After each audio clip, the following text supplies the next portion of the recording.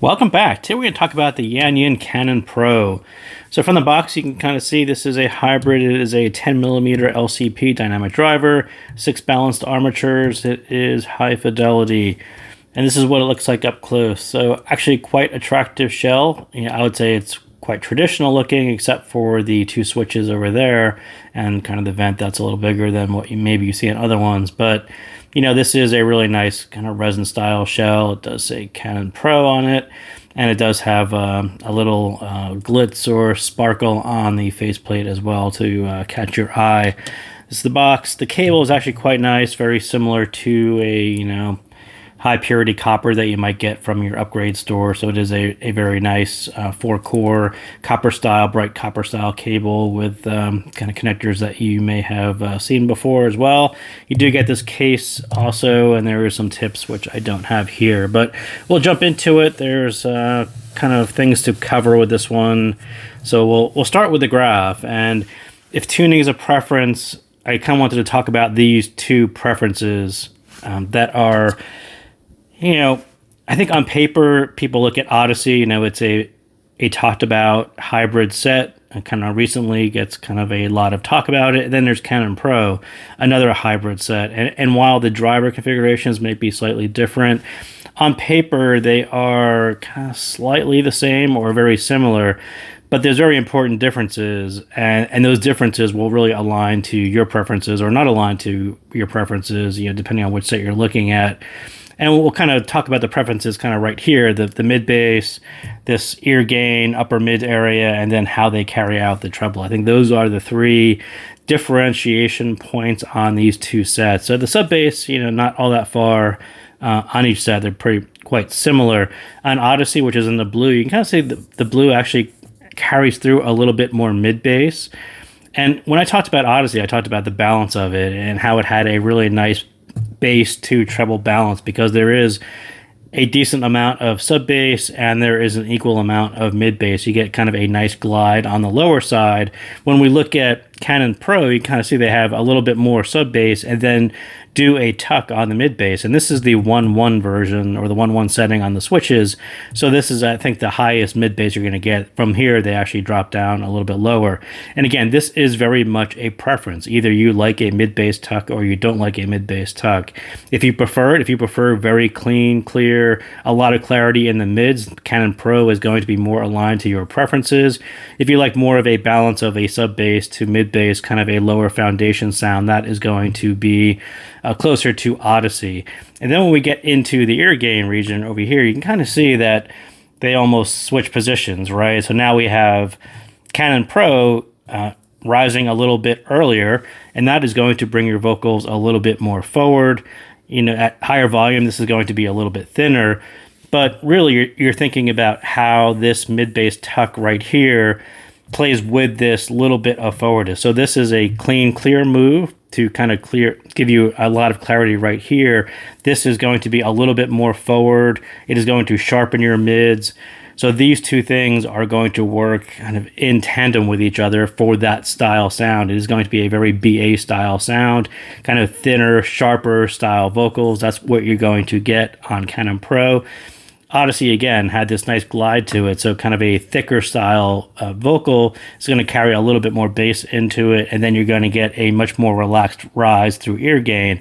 That isn't going to push the vocals a little bit. They're not going to push the vocals as forward as it does on Canon Pro, so you're going to turn up the volume a little bit. And where Odyssey really adds energy, it's in the upper part of treble. So a relaxed upper, so there's no shout, and then you add in a little bit of energy and clarity and detail.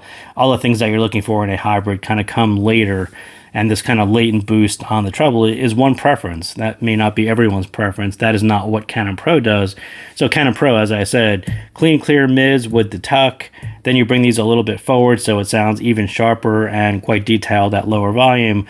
But then you do a really nice roll off here, and that really lets you actually increase the volume. I wouldn't even call this one a low volume set. I'll say that this is more of a low volume move, but dropping this out, this will actually keep the upper treble and a lot of those kind of snare drums and cymbals from sounding too over energetic or crowding your vocals. This will give you really kind of nice, clean and clear vocals, but then everything around the vocals, you'll still get that separation and the layering that you want on a 1+6 style balanced armature.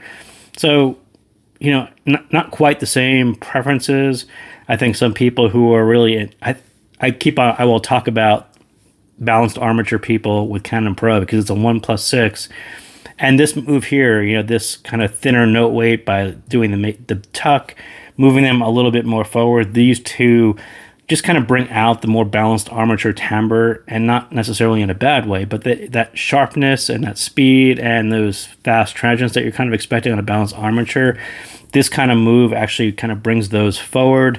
And then this upper treble, this kind of roll off, that keeps things from getting too crowded, and you still have that separation and layering and air region and all those things that you're expecting on a 1+6 as well. So not quite the same way that Odyssey did it, but you know, it's kind of just, as I said, it's a preference. It is a thing that some people will prefer, some people will not. So let's kind of go through the words here that are on the paper, and there's quite a lot of words here. So what is it? This one is the legendary Canon series, right? This is the first one I've actually heard, but this is the Pro, and it is in a 1 dynamic driver, 6 balanced armature configuration.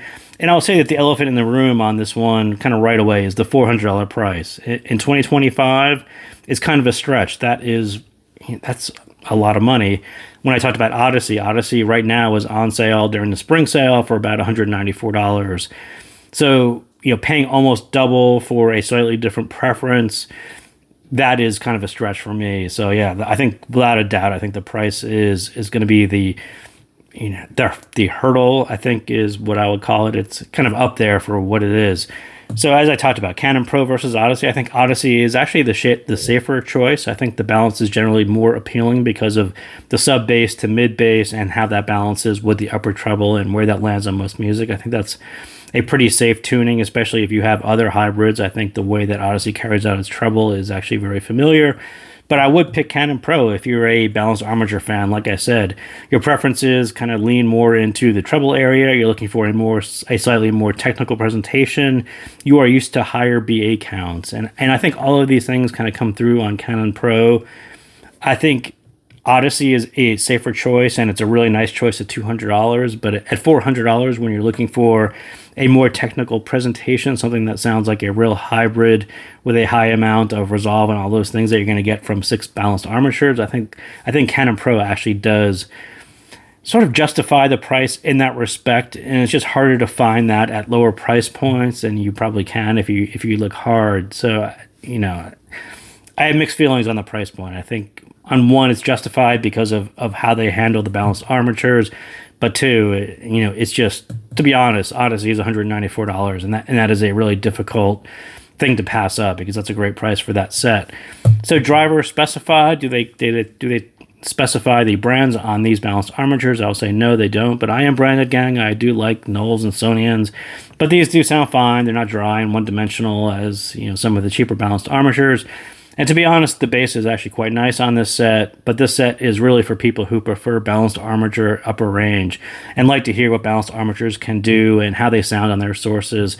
This is a great set for kind of running through the different amps that you may have on your desk and hearing how that kind of colors and tilts and affects these balanced armatures. I thought that was actually pretty interesting on this set.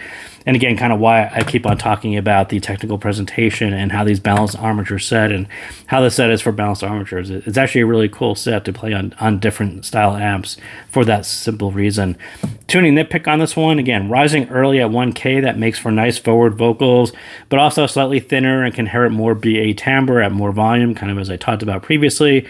It sounds more natural at lower volume, and it's not actually hard at all to find the sweet spot on volume on this one, but both bass and upper treble sound extended. You know, I think they got it right. Again, as I said, it does rise a little early, but the way it rolls down through upper treble, I think that was just a brilliant move. And it's a nitpick that it rises a little bit early, but the way they handle it and how it preserves the separation and the contrast and what you're expecting to hear in the upper treble, how it doesn't crowd the vocals, all of those things were kind of handled as they should on a 1+6. So the sound, I was like, even at the 1-1 switch, which is the most kind of less tucked in version of the bass, still more of a U-shaped signature. And it's another reason why you would choose Canon or Odyssey, the mid-bass preference. As I said, this is kind of a big thing, right? If the most mid-bass you're going to get is still this really tucked version of mid-bass, that won't work for everyone. It's a little bit clean for rock and other genres. You'll prefer the way Odyssey's bass shelf looks, but other people may prefer classical or jazz, things that can really align to that style tucked bass, and you can actually even drop it down and have more clarity to your mids. That will be appealing to a whole different set of people. So, pretty much, a mid bass preference, why you would choose either one of those. So the bass, again, as I said, U-shaped or tucked in, even at switch 1-1. This is really a slight boost level. I would say both sets kind of had the same level of sub bass and kind of a slight boost level. It's going to be neutral sounding to some of you. I like more of a glide than a tuck, so I kind of prefer the Odyssey version of the bass shelf.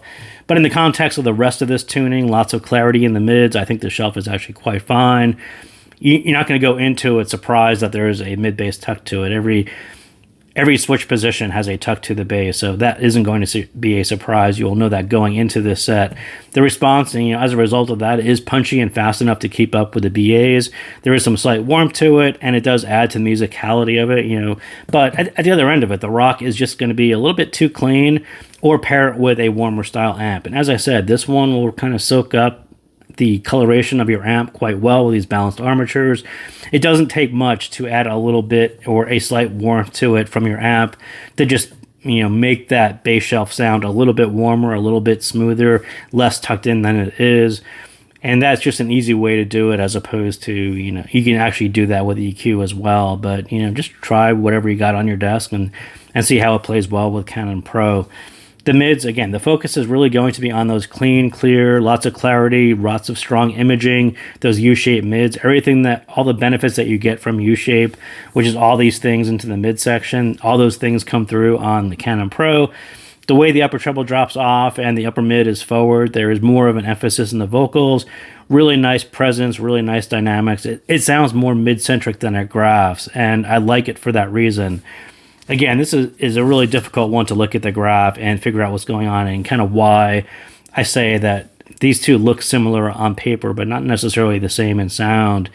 The way Canon Pro has this kind of slightly boosted bass shelf, and the way this kind of runs off and runs down this way, you end up with more presence kind of right here in the midsection, as opposed to a brighter, more treble forward style that you're going to get in Odyssey. And for me, Canon Pro actually does sound more mid-centric, and I like it for that, because right there you get those balanced armatures.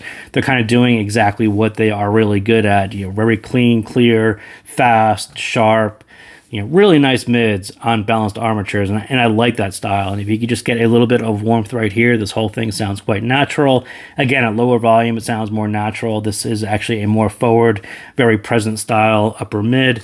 So all these things kind of come together into the mids, and I do think that it does have 6 balanced armatures of articulate vocals over not much mid bass, and that's going to really appeal to some people. Some people will not like that at all. But there is a trade-off with Odyssey in that respect, and Canon is more forward and it drops off, giving nice separation and space for the mids.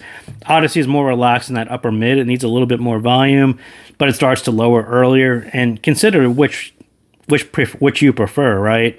Either you typically find fatigue boosted in 2 to 5 or 5 to 10. And that's why I talk about this preference of rising early right here. Some people are very sensitive to that and don't want to do a rise early because they are more sensitive to 2K, maybe this 2 to 5K. And then some people are going to be more sensitive to how Odyssey does it. This 5K to 10K, this boosted, elevated version of upper treble, that is going to be a little bit more sensitive to some people. So again, this is a pretty strong preference, and it's a little bit hard to know which one you are without hearing both or sets that have heard both. But typically you'll sort of notice, if you tend to notice that sets are shouty, you don't really want this early rise. If you get fatigued pretty early in your music styles, I think that tends to be out here in more the 5 to 10 range. That tends to where I get fatigued. So shouty or fatigued. Try to think of, in the past, when you've listened to sets, and which one you tend to notice more. That sort of, again, will lean you towards Odyssey or Canon in that respect. So the treble, again, lower treble is more forward on this one, then it downslopes through the upper treble.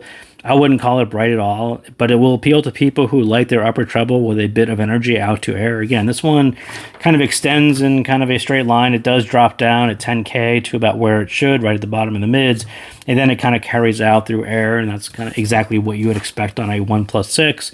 So I do think that they actually handled all that quite well. This does sound more technical. It does sound sharper. It does sound more resolving if you are a balanced armature fan. And again, at lower volume, it sounds more extended, or it sounds extended and more natural. Again, I kind of keep on saying don't raise the volume too much because you start to notice the early rise and your vocals will become a little bit thinner. But as soon as you notice that, you just kind of tilt back like one notch on the volume and everything sounds more natural. And again, I think this is the way they handled this is actually a really nice way to do it. But again, if you are a high volume person, this early rise is going to be a little bit tougher for you, and you'll probably prefer Odyssey. But for everyone else, you'll kind of get how they did it and appreciate what they did in preserving, the amount of space around the vocals. And the stage, again, the width and the height are quite good on this one. There's plenty of upper treble and air to sound larger. The forward upper mids are tucked in mid bass. That's going to reduce your depth, but try other sources. Again, this is kind of a flattening move, right? If you take out the mid bass, that tends to sound very clean and clear, but you lose the depth in the stage, and then you rise a little bit earlier. That gives you, I guess, another emphasis right here in the upper mids. That's going to flatten your stage as well. So these two do work together in that way against you in stage, but do work with you on lower volume, forward vocals, clear vocals, lots of clarity in the mids. So trade-off right there. If you are a vocal person, you'll appreciate it. If you are a stage person, you will try to find a warmer source that throws a little bit more energy out there and it will give you more depth. So that is what I got on Canon Pro. So thank you guys again for tuning in, and I'll see you next time.